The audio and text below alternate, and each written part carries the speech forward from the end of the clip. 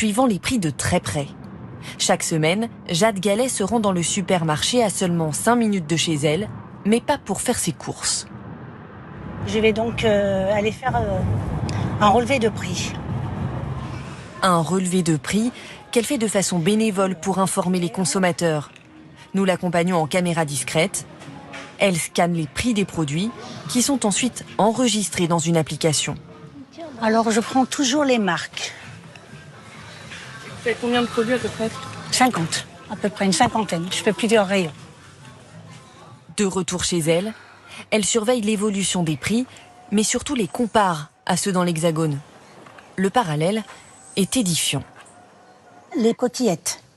Alors en France, il est à 0,94 et il est à 1,99 € en Guadeloupe, 1,05 € de plus. Si les prix sont plus élevés, c'est parce qu'une taxe locale, l'octroi de mer, pèse sur les importations et s'ajoute au coût du transport des marchandises. Mais pour Jade Gallet, il y a un autre responsable. Le groupe GBH, qui est une grosse machine avec plein d'entités de partout et puis qui font leur commerce sur notre île. GBH, Safo ou encore Parfait, des groupes qui prospèrent dans la grande distribution et qui contribueraient au coût de la vie élevé aux Antilles. Le plus décrié, GBH. À sa tête, une famille discrète.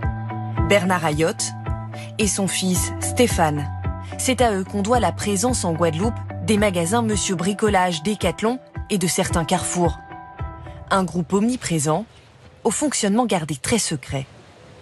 Ce manque de transparence a été dénoncé dans un rapport parlementaire et questionné lors de cette audition de Stéphane Ayotte. Directeur général du groupe Ayotte, pourquoi vous a-t-il fallu une injonction du tribunal pour transmettre vos comptes ? Nos comptes sont déposés, ils sont accessibles, vous pouvez les consulter, le sujet est réglé.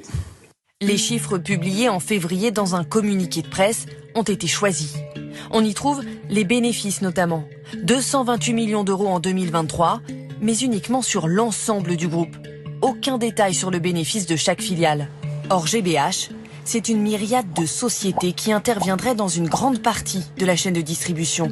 Transport, stockage, logistique. Une opacité que dénonce cet élu. Il faut qu'on puisse voir clairement comment on constitue les prix. Et voir, tout ce bénéfice-là, il va où ? Et s'il y en avait, que ça puisse profiter aussi à nos populations. Alors le groupe pourrait-il réduire ses marges ? Nous retournons interroger le directeur de cette enseigne, qui représente aussi le groupe GBH en Guadeloupe.